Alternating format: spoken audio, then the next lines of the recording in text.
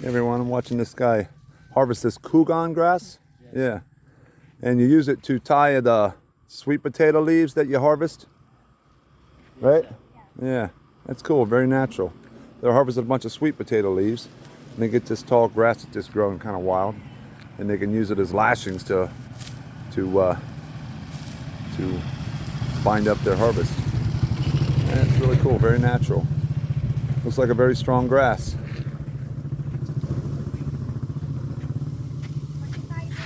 Yeah. Nice. They'll take it over there to the field where they're harvesting and lash up a big pile of sweet potato leaves. I'll show more of that later. Thank you, sir. Thank you, sir. Thank you. Yeah, and good luck.